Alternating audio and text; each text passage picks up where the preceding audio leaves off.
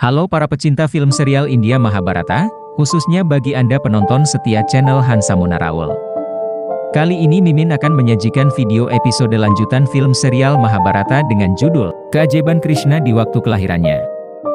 Sebelumnya Mimin ucapkan terima kasih sebesar-besarnya atas support dan kesetiaannya di channel ini, sehingga Mimin bisa terus berkarya sampai detik ini, untuk selalu menghibur Anda semua, kapanpun dan dimanapun Anda berada.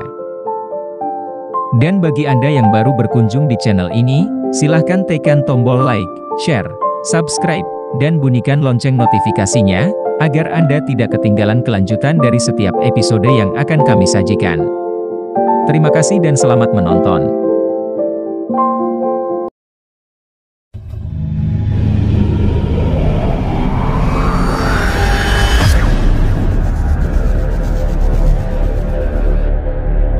Sebuah jamuan makan diadakan di kerajaan Wirata. Saat itu, Utari, anak gadis Raja Wirata terpesona dengan ketampanan Abhimanyu.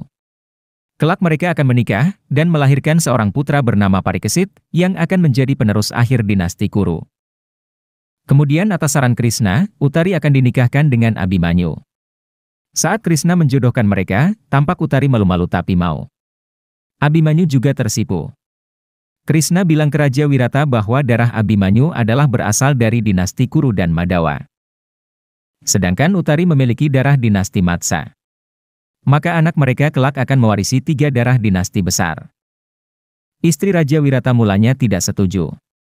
Tapi Krishna berhasil meyakinkan istri Raja Wirata untuk menyetujui pernikahan Utari dengan Abhimanyu. Aku berani berjanji yang mulia Ratu Sudesna. Utari pasti akan melahirkan kaisar tertinggi dari seluruh bangsa. Abhimanyu akan jadi salah satu yang mengantarnya menuju era baru.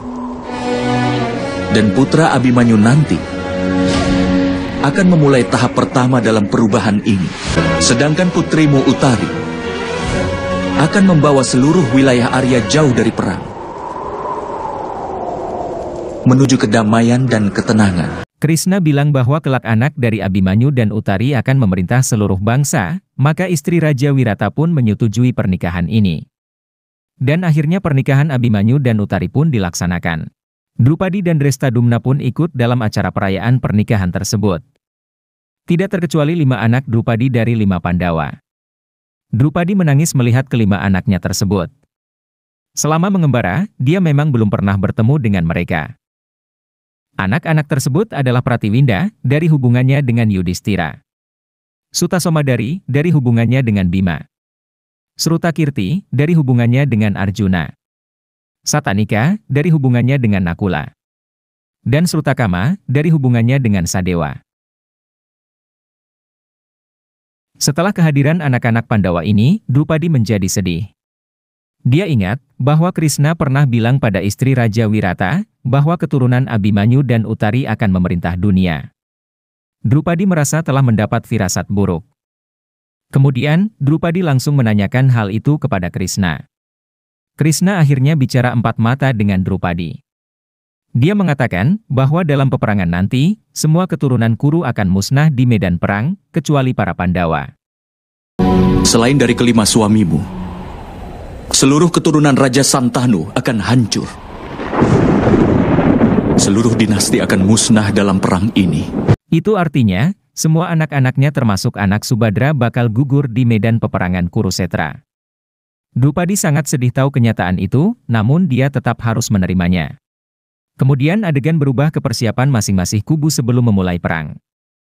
Di kerajaan Wirata sendiri, para raja dan pangeran sedang berkumpul menikmati kebahagiaan mereka, sebelum kelak mereka pergi berperang sebulan lagi. Mereka mendengarkan cerita atau kisah Sri Krishna, yang hebat dan luar biasa kesaktiannya. Inilah kisahnya. Kamsa memiliki sepupu bernama Dwaki, yang dinikahi Basudewa, kakak Kunti.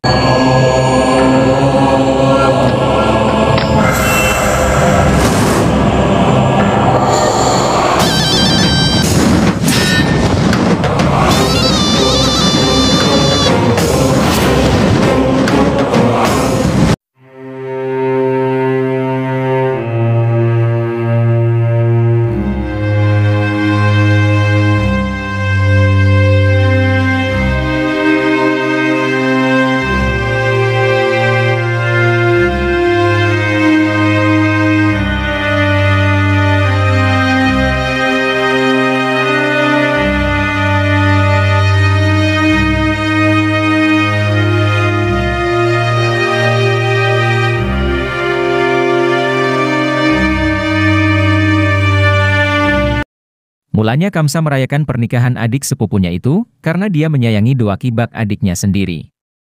Namun saat pernikahan, kemudian muncul suara dewa. Suara dewa itu mengatakan bahwa kelak anak ke-8 Dewaki yang akan membunuh Kamsa. Kamsa kemudian memenjarakan Dewaki dan Basudewa. Di dalam penjara, Dewaki melahirkan anaknya, namun tak lama setelah kelahiran anak Dewaki, kemudian diambil oleh Kamsa. Tidakkah? Tidak, tidak, tidak.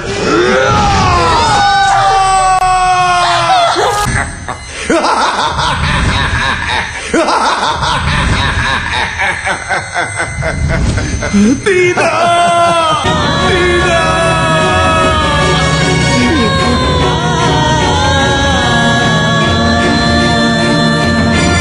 Kamsa mengambil anak itu, lalu dibunuh.